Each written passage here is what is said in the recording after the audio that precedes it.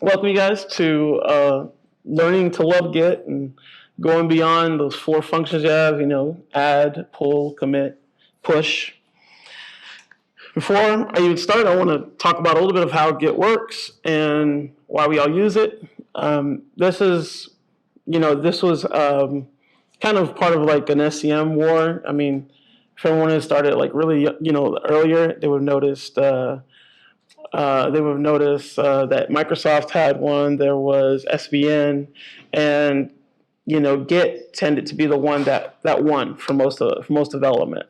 It's the most used one. The most popular part about it is that it uses a branching strategy. That's very easy to use. It's very fast, so you don't have to wait for a lot of time in order to see your changes. And it's built for a production team in mind. So you can be constantly developing, and you can constantly produce out enough builds, and doing all of that without affecting your work cycle. And it connects with most continuous development tools, Cycle CI, Bitrise. So, it's very integrated into your development environment. And if you're going to survive as a developer, it's good that you would know some of these techniques so that when you do have a problem, you can go there and you can solve it with your team, and you're not stuck in the weeds or just like, hey, I can't wait for the guy to, or the lady to go ahead and, help me with this. And what we'll do over here is we'll just go through 6, Git problems, and you'll learn, 6 new Git commands and how to use them. Before I start, if anybody doesn't have, I see a lot of Macs here. If you don't have a Mac, you definitely want to make sure you have, Git installed, have some kind of merge tool installed as well. They usually come with it, but that's always good to, it's always good to check that out.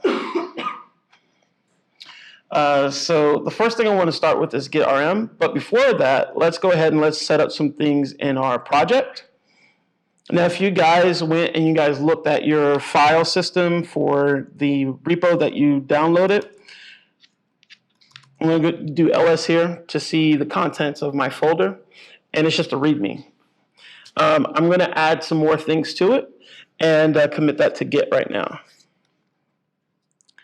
So I'm going to make a directory.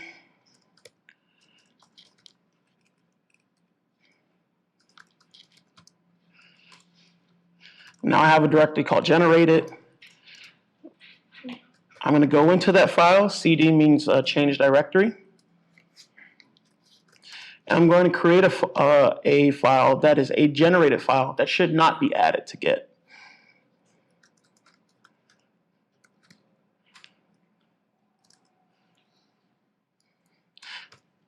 Now I'm going to go back one step into my project. CD ... goes back into a folder. If you're wondering why we're using command line is probably one of their fastest tools that you're going to use. There are a lot of UI implementations for Git, but sometimes they are lacking certain features. I don't want you to be without a feature, and I always want you to have the terminal available to you. So now I'm going to go into my root folder of Git, and I'm going to run Git Status. It says I have some untracked files here. I'm going to add those files using a git add. Make a commit.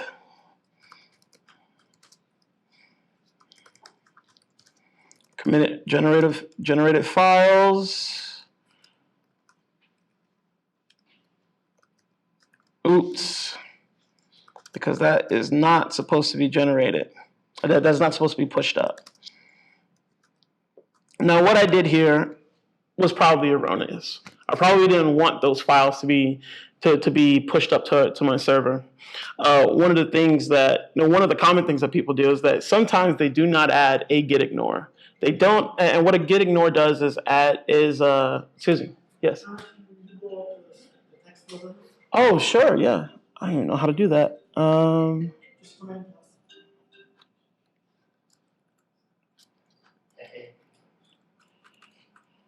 Yeah, I'm feeling that. Good.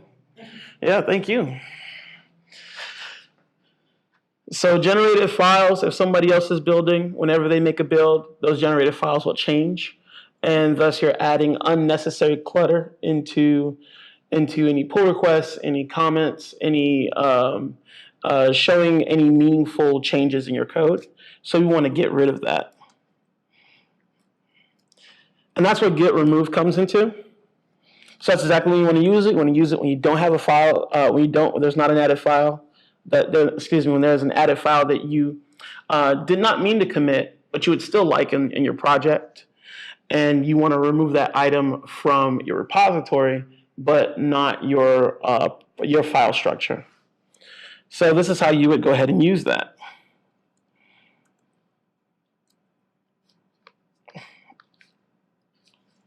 I'm going to go back in here and I'm just going to remove one of these files. Git remove.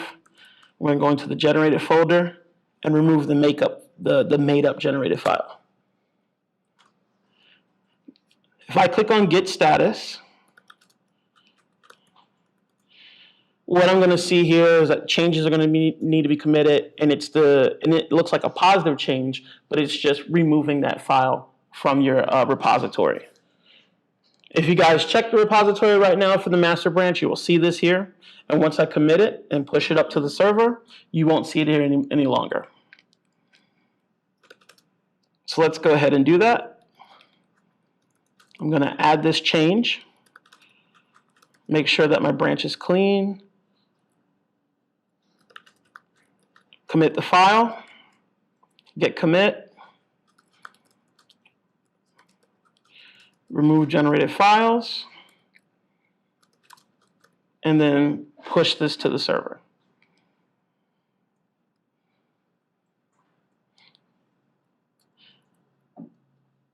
Now if you go ahead and press LS and check the status inside of the README folder, the folder's gone. Since we only had one file, you're only going to see you usually see the entire folder gone. If you had multiple files, you won't see that one folder gone. In this case, you would go ahead and use these particular ones to remove the directory. So the same way that we chose the file to remove, we can also choose the directory. And if we do a directory with a /star at the end, the difference there is that we will remove all the files instead of removing the directory itself.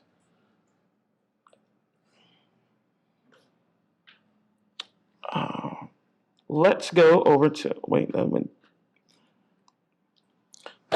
So you've learned Git remove, and that helps you remove some of the files that you change. But what about stuff that you have changed and you're just not ready to commit it yet? Has anybody gotten to that situation? Yeah. And then let's say, hypothetically, you're working with someone else and they want you to check out something in another page and see if it's working correctly. But I'm working on the uncommitted changes that I already have. And how do I handle that? First, let's set up that scenario. Let's see how we can tackle it. Because Git Stash would be a great way to do that. I'm going to open README. I'm just going to add some random changes here.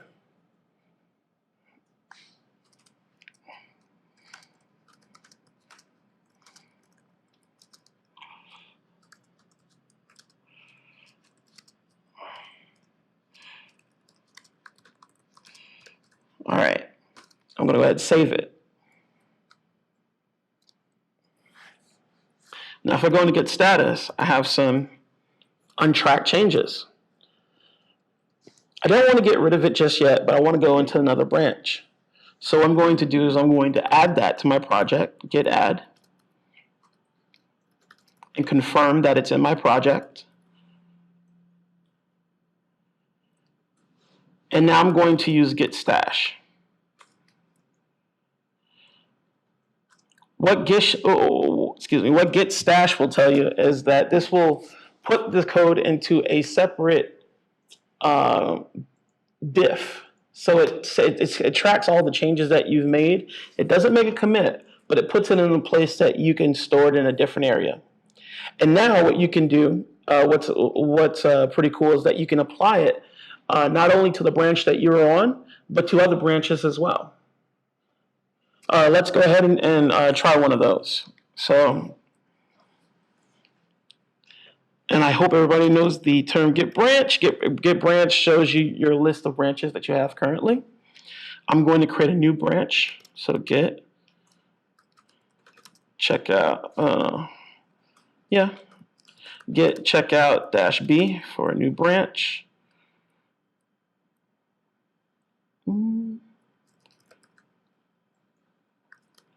Review changes. I just like that word.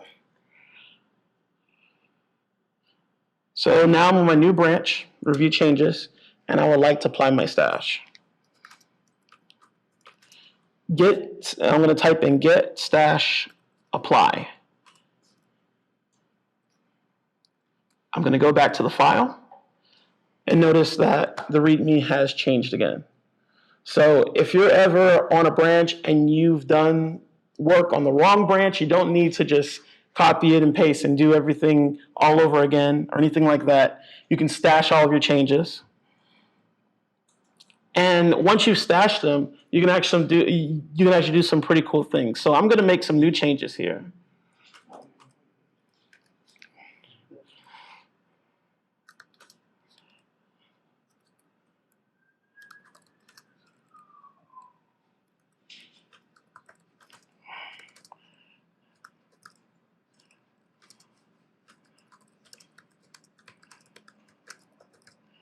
And save that. And it is now part of the changes that I have. It doesn't keep track of the changes that I had previously. So if I go and add these changes to my repository, and I'm going to hit Git Stash again, and now I've saved it. I've saved the current changes that I've just made with the old changes that I had before. But what if I wanted the previous changes instead of the first one? This is where you would go ahead and apply from different parts of your stash. So, and I did not add this here, but when you want to view all the stashes that you have, you would use a derivative of stash using Git Status List, and then apply the stash ID based on the one that you see on the list that you'd like to apply. So let's go ahead and do that. I'm going to type in Git Stash List. Now you can see here it is created. I'm actually going to clear this. If you do a Control K, you can clear your console and redo it so you can see it on the top. Now if you see in the top here, this tells you what stashes are on your list, which branch you saved it, and the last commit just before the commit that happened before you made the change. Since these are both happening on the same commits, you're going to see the same comments for your commit, but you can take the branch here to review which one you want to apply. Since I want to apply the previous stash, I'm going to go ahead and remember this stash ID and do a Git Stash apply. And if we go back, it has the original changes that we made instead of the previous ones. Now, let me go back here, go to the second one. So let's say those are the changes that you'd like. You no longer want to have these changes stack up. This list can go forever. The larger your stash, the harder it is to recover them, and the harder it is to know the context in which you made those stash changes.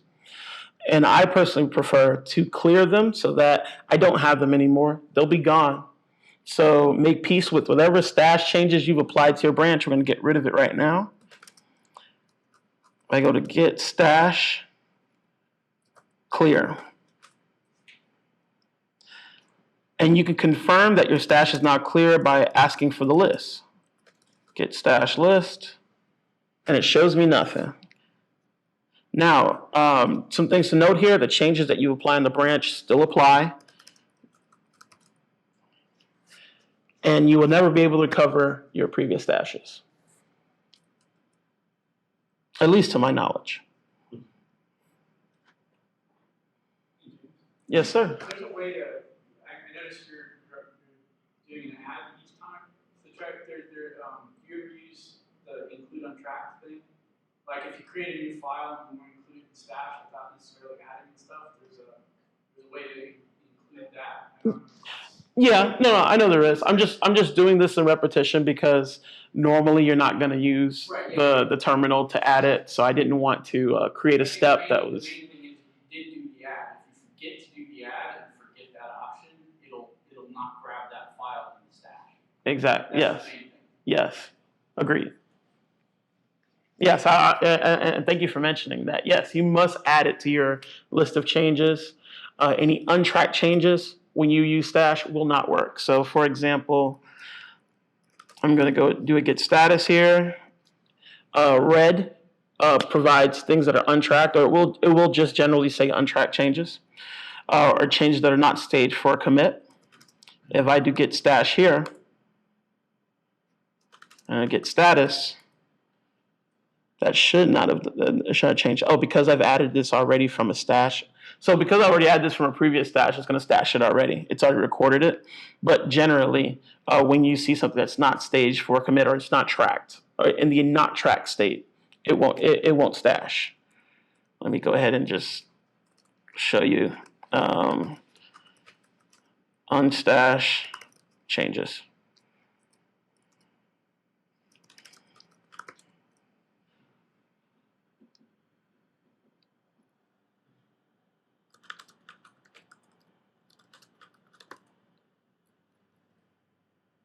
I would need to do this on another file, which I am not going to do that. Yeah. There you go, new file.txt. As you see, it's untracked. And if I do a git status, git stash, and then check the status, that file is no longer going to be, those changes are not going to be reflected in the stash. So I'm just going to remove this here.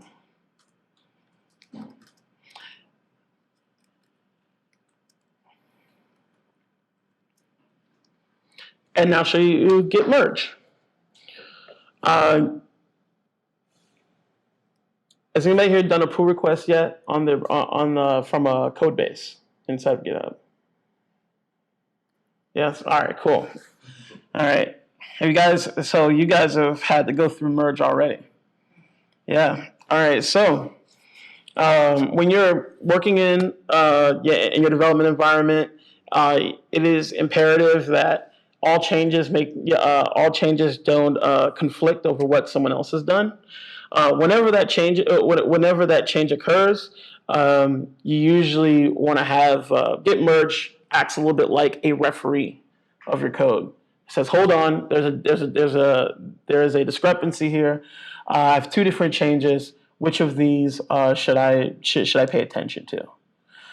This can happen for a pull request, but this can also happen with stashes as well. Stashes essentially do what a pull request does and merges two code bases and then tries to resolve those issues if they see them.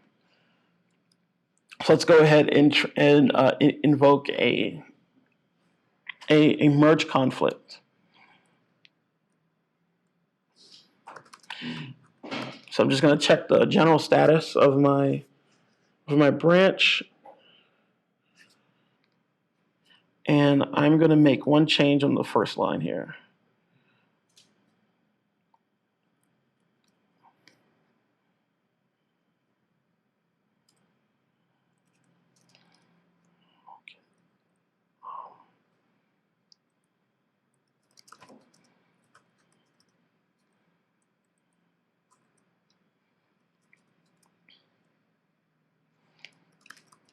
I'm going to go use a git status, and I can see I have changes. I'm going to add those changes using git add, and then stash.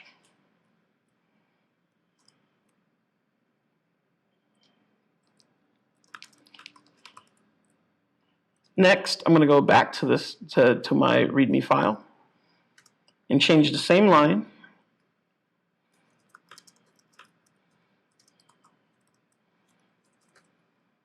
Save. Only this time, when I do a Git status, I'm going to add those files. I'm going to add that change and commit it.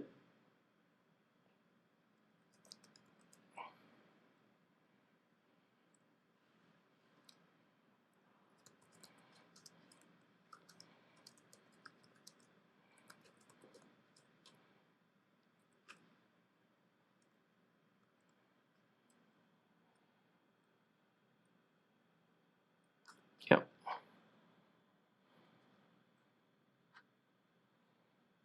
All right. Now I'm going to go ahead and push that. Git push origin. What's the name of our branch? Review changes. Oh, you're right. So right. Thank you. Where's my branch?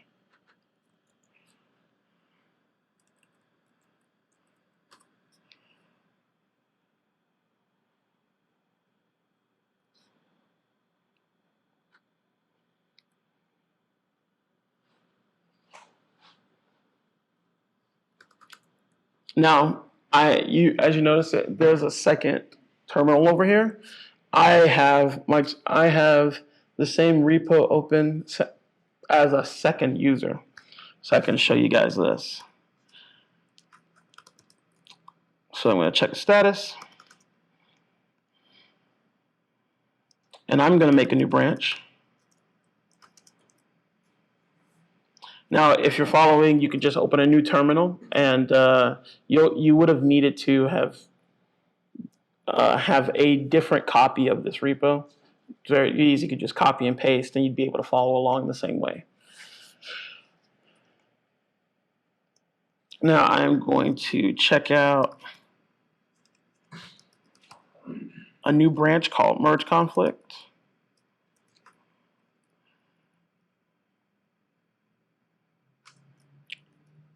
Yeah.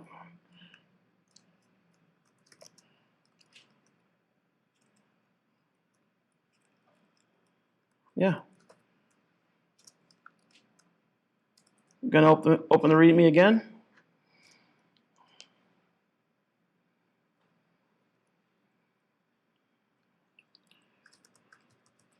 Just adding a random word and committing that.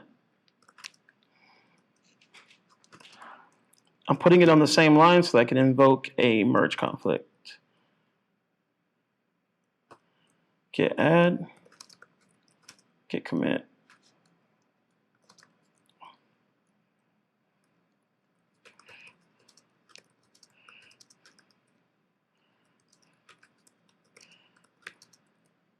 Before checking with review branch. All right.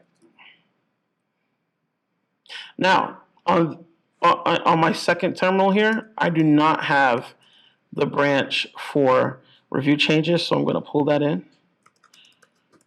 Git checkout, review changes.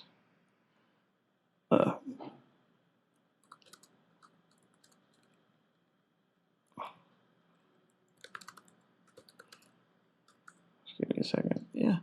Origin is master. I believe this branch has been pushed.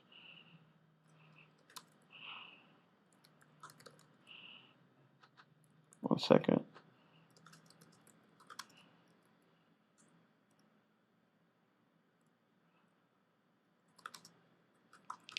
We got Git status, get on branch merge conflict, get branch. Yeah. I've done a git pull from here.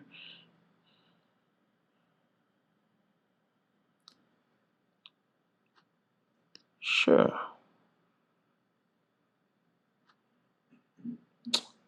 But did it get pulled from there? Hold on. Git pull master. Let me just pull randomly. Yeah. is not git pull is a command. Git pull master is not a git command. See that? All right, sure. Let me set this up straight then.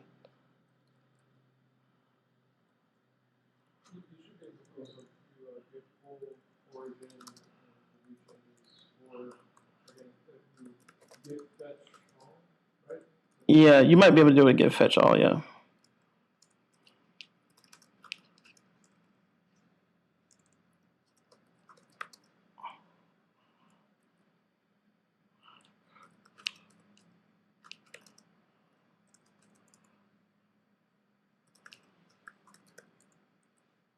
And 1 second, that should already be up there.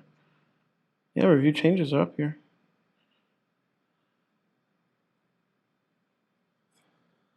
In origin, I'm just double checking that my changes were made in origin, and they are, and I believe I am spelling that correctly. Oh no, git. I'm going to check out review changes again, or attempt to. So track, remove changes from origin. Yeah. So I had to do a git fetch dash all in order for my branch to recognize review changes, and then I pulled in a new branch. Then I switched to my branch git checkout review changes. Now we could see it's here in our list. I'm going to go back and check out merge conflict.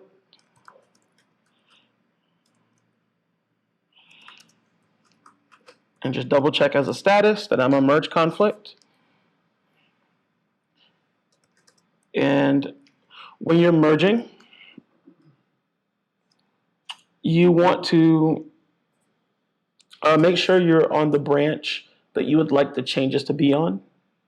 Right now I'm on merge conflict because that's where I want my changes to live. And then when I merge, I want to reference the branch that I want to get the changes from.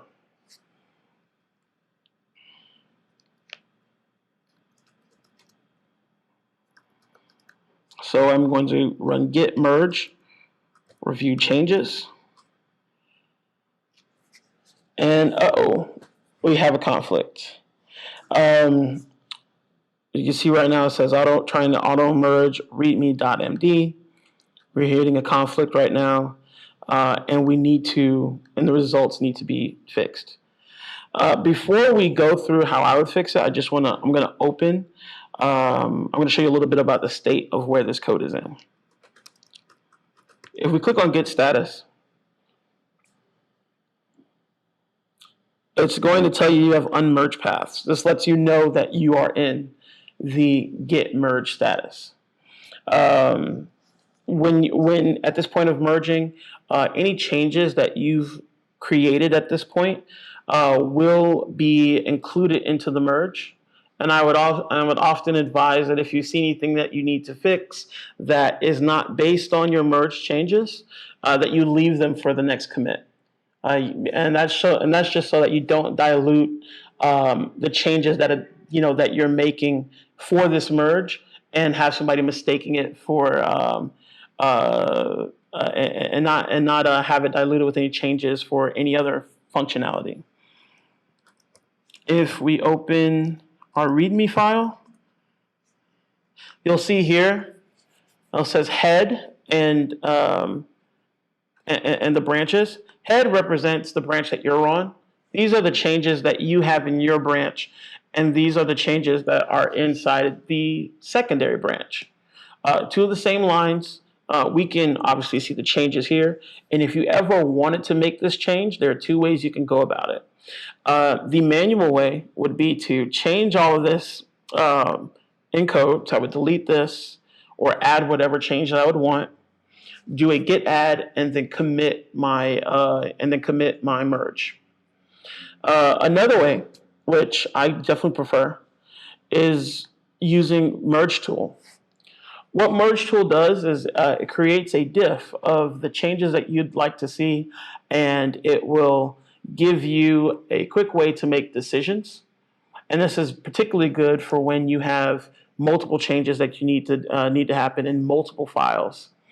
And generally you would need, there's some setup that your device needs in order for this to work correctly, mainly the diff tool.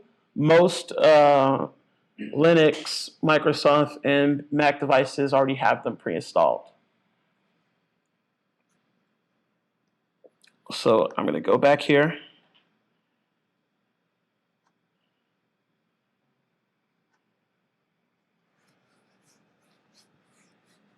And I'm going to run Git Merge Tool.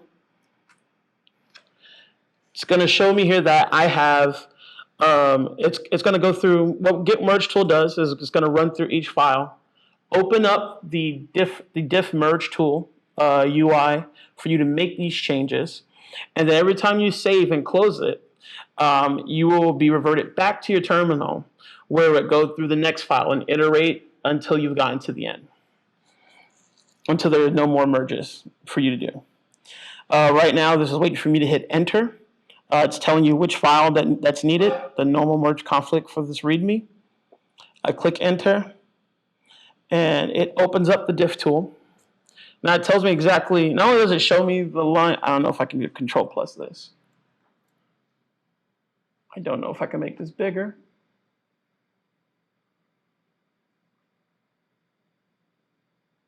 I can't, but can everyone see those changes?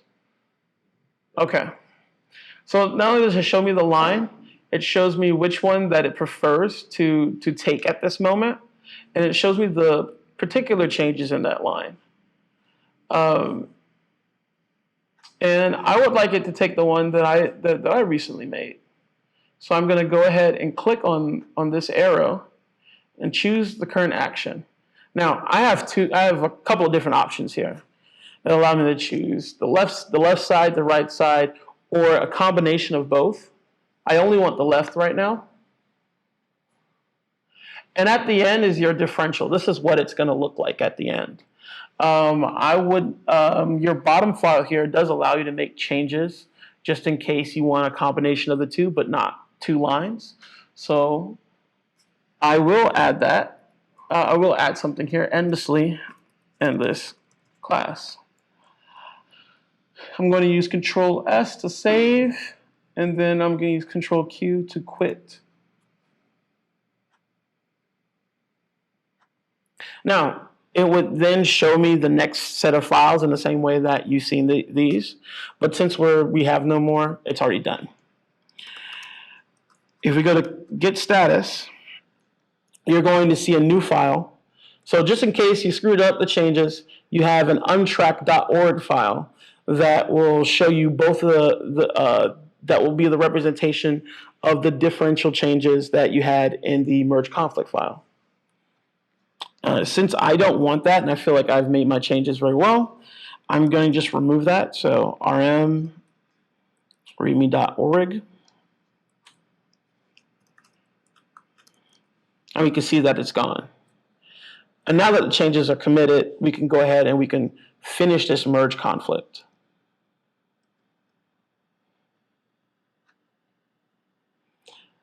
Now, if we want to finish it, we can just do a normal git commit. But let's say you're not ready to merge this. Let's say you have other changes that you want to apply that doesn't necessarily reflect the state of your code. You can go ahead and abort with Git Merge Abort. And I'm going to go ahead and do just that. A git commit does everything that you normally see in a git commit. So I'm going to run Git Merge Abort and check the status of my code. And it's like it never happened. So if ever you get into a Git merge scenario and you think that you've messed up things royally, you can't run your project, you know, your computer ran on fire, you can just abort and get rid of it.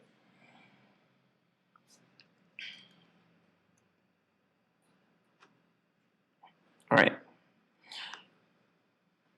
Now, we're going to be doing something a little bit later where we want to go back in history from some of the commits we made. But How do we do that? We're going to need to know where we are in time so that we can actually do that. And Git Log is a good way of doing it. You want to use this when you want to view your history, when you want to see the timeline in which your commits were made, so that maybe you can catch a problem, and you want to find items that you want to either reset from your code base or revert it, which we'll discuss later. So let's go ahead and see that. Before I do that, I am going to invite anybody who is following us in GitHub to make a change in master and push those changes. It could be any change, just as long as you make it and push it. Who's going to be my guinea pig? Who's going to do that? Yeah, sure.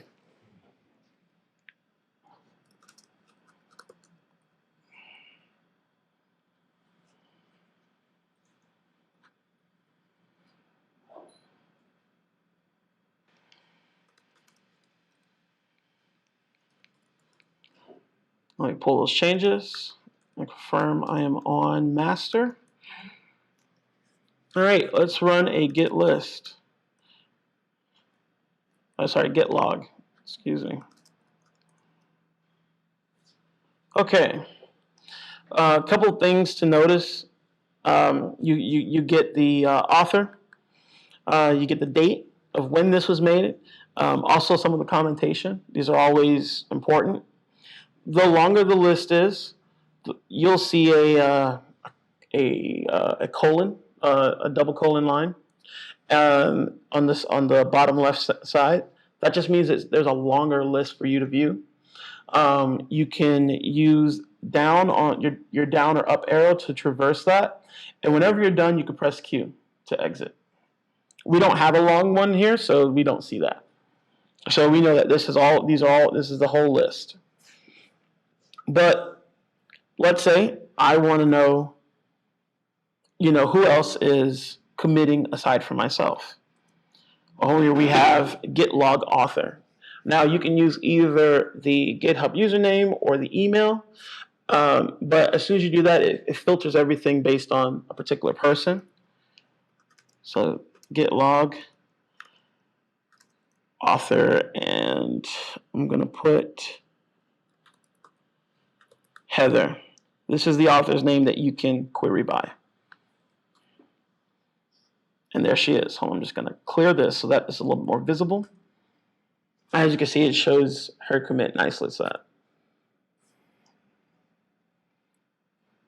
And I liked her commit, but I don't like my own. So let's go into the next step of what we would like to do. So we'd like to reset. Now, this can be done for a couple of different reasons. Let's say you've made a couple of commits that were incorrect, or may have happened automatically through some program that you've used, or you for like maybe some administration purposes.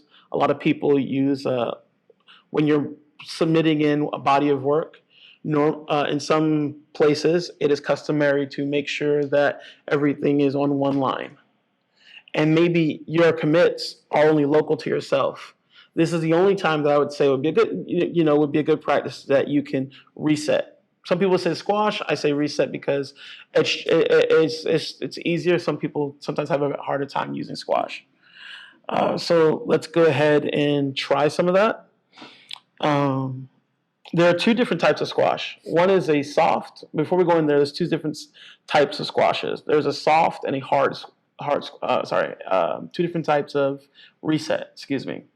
A soft reset will revert your code to the working version of the changes that you've assigned it to, but it will keep all the other changes in a modified state. So it's as if you've never made the commit up until that point. Let's go ahead and see that. So I'm going to use a Git log. Git log shows you the most recent versions first. And I see here that we have committed the generated files. For this purpose, I'm just going to say that I wanted the generated files in there, but I still want to see the rest of all these changes.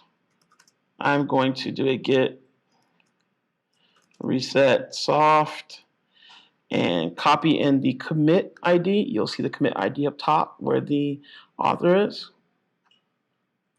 I'll press an enter there, and I'm going to do Git Status. You're not going to see any change to what the contents of the files are, but you will see a change in what's being committed. So there's a couple of different things that I would say. Although this is very powerful, I would definitely not use it if this code has already been committed from a remote repository. You're writing over what has been committed in memory from your master branch, and you don't want to diverge from there. You're going to create a lot of different issues from developers. What I just did right there, I just kind of removed, if I go to Git Log, I've removed the history that Heather has committed. So I have no historical knowledge on what she's done or what I've done. It's just one big change. So that's one thing I would keep. In mind. I would say this for very limited use. If somebody else's code is in the way, like Heather's was, I would generally not use this because, again, you are undoing someone else's work.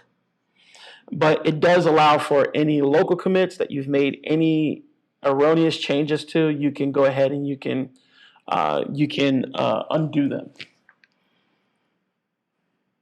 Now, if I ever wanted to get out of this, the really cool part about Git is that you're only looking at a time in history. You haven't created anything new yet. If I were to stash these changes and make sure I'm on a clean branch using Git Status and do a Git checkout of my master branch, or Git pull, excuse me, I'm right back where I started. So no harm, no foul, nothing like that. They just help you, address some changes that, that may have been erroneous. So I'm going to make a new branch right now to show you Git hard, because I do not like doing that on a master branch. So I'm going to create a new branch, Git checkout B. Remove everything. Make sure I'm on that branch. And on your terminal, I'm just going to use up instead of using the same reset. I'm going to go ahead and do a Git reset hard and use the same commit that I did before.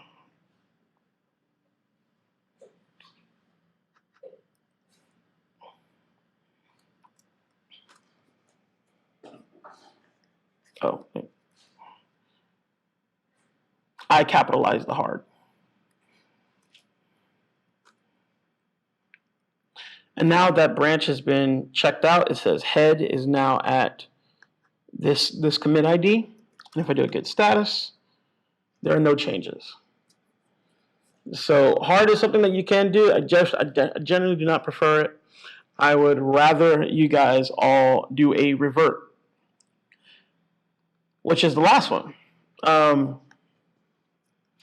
So let's go back to our example into our master branch. Oh, Git checkout master. And I'm going to clean this. And I'm going to do a Git log. So this has all been committed to the Git repository. If you can't do a Git reset on your code, how do you get rid of something when you have the code in this state? Heather has just made a change. I have a previous change that I do not like. I do not like the one where I removed the generated files, and I would like to get rid of it. Now I can't get rid of her code by doing a Git reset, and I only want to reflect the changes that that occurred in this commit. That's what Git revert is for. It's just removing out a snippet of that commit in your history, and you can do it either two ways. You can do a revert based on the ID that we did already, Or you could do it with the same ID, only adding your reasoning for why you're reverting, and that's very important. You know, we all think of Git as a documented history of what you're working on. And if I see that you've committed something, I see you've reverted it, I want to know why. I want to know why you've done these things. That's why we add comments. And the automatic comments don't actually tell me why. So that's why I would ask you to use -E to edit the commit that gets sent to me. So let's go ahead and do that. We have a list of the items that are in our commit. I want to revert this one. I'm going to copy.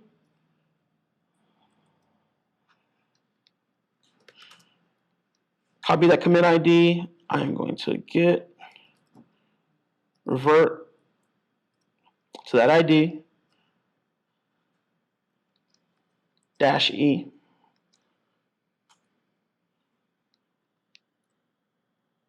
Let's give me a log. That should have gotten rid of it. Git revert, yes, -E. Let me do a git log real quick. That should have gotten rid of it, but let me double check.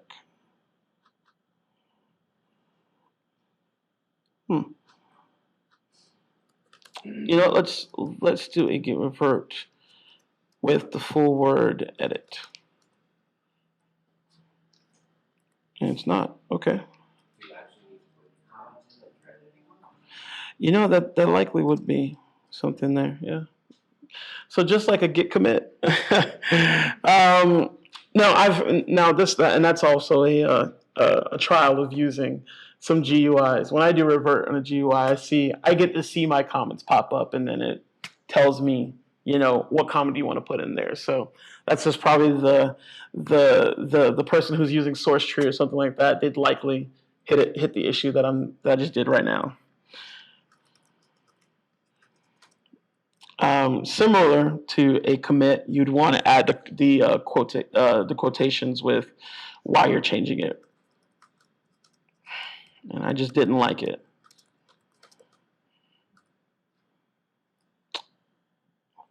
Wait, bad revision. Wait, did I put the right quotations? Yes, I did. Let's do a git log really quick. It says I have a bad revision, which I've never seen. Let me give it a second. So this is one thing that I usually use, and you might see this. Git reflog gives you snippets of everything you've done in terms of changes in your repository. Normally, I would try to take it from here, but I've definitely reset. I'm just checking my history to make sure that what I'm doing is sane. Yeah, I'd say that was good. So I'm going to git log again. Double check that I am doing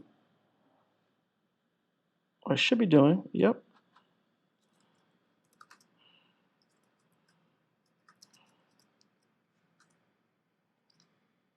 Now, when I do this git revert,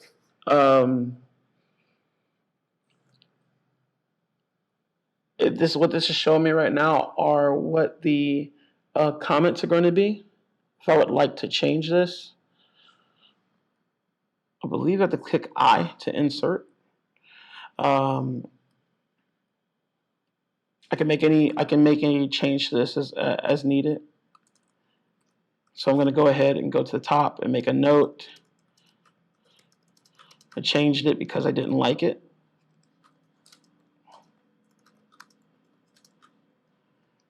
Once you're done, you can hit Shift and semicolon. Oh, not Shift. Oh, sorry, Escape.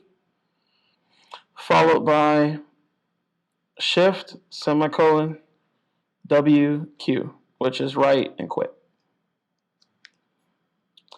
And now that revert has been added in your local branch, and now you need to push that to your master branch.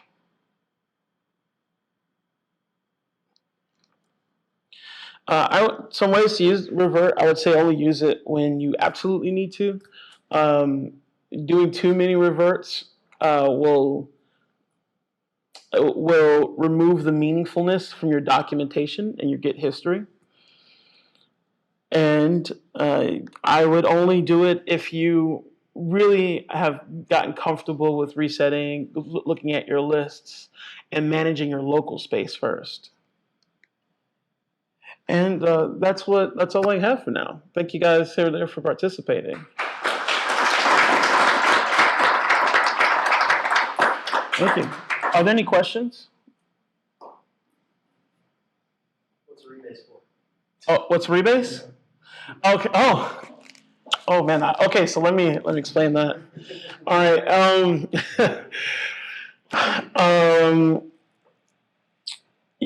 Every commit that you make, that you push to your repository, has a unique global identifier. And even if you revert it, if you reset it, or any of that stuff, it will always be new. It won't ever change. You won't ever have the same one again. So imagine that as a straight line.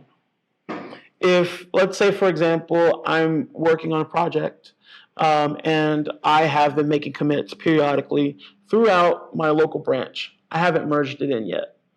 But if I were to commit that to my repository, if somebody were to try and see the timeline, they would see it coming in bits and pieces. And so if there was a change that I needed to do based on that one feature, somebody would have to track down all of those in like a sea of different unique IDs. And that's a time-wasting process. I mean, if the feature is broken and you've broken your, and that's gone out to customers and they want to change it, that's going to be a very hard change to make.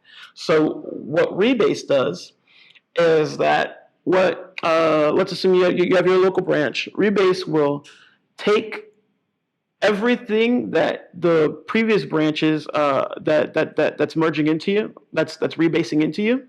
It's the same thing as a merge. It will stuff it all the way at the bottom and put all of your commits to the top. And instead of them being the same commits, they will be new commits, but just at the top of your code. So now all of your work is in one neat place, so that when you go ahead and you merge this in the commit history, it's a very sane process to follow what you've been doing. Rebase. So it's the same thing as merge. You can always do that. I can actually show you that.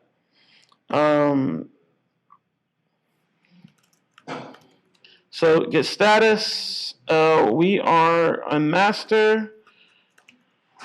Let's see what branches that we have.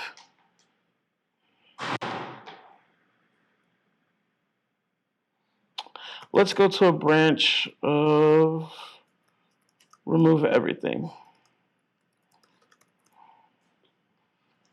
Git.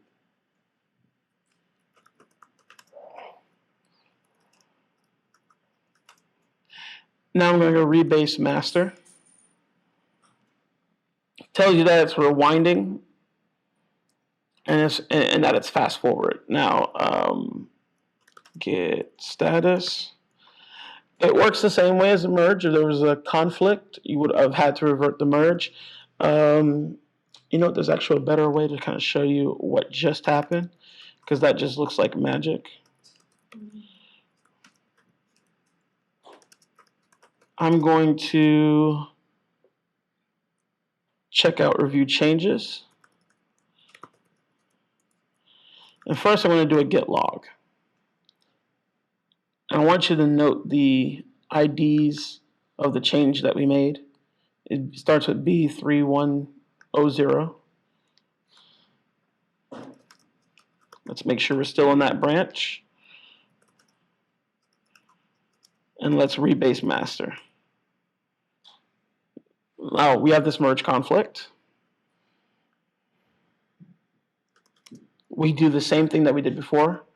Git Merge Tool. It's the same thing that we use for Git.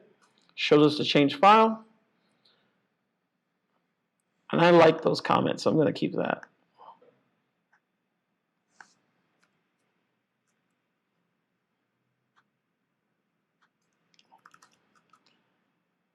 do a Git status. As you notice, we have the tell you that the rebase is in progress over here, and that we have that org file that we're going to remove because we do not want that in our repository.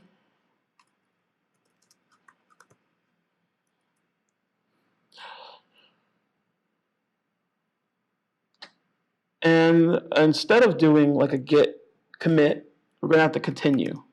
Because we're actually not committing. It will be committing. It still needs to squash our previous changes upwards. Or I should say move it. It's not really squashing.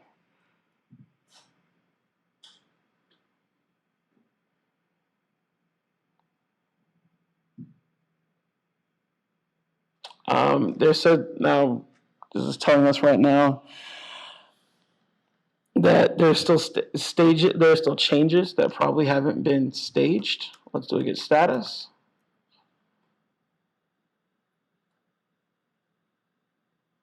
I don't see that, so we're going to run continue once more. If that still has not worked, we're going to do a rebase skip so that it can go ahead and apply those changes. Now I'm going to do a Git log.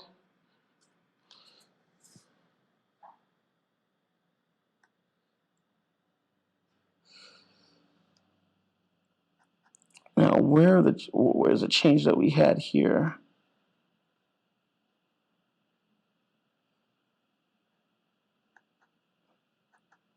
I believe this is the change that we had, and as you can see, it is not the same ID,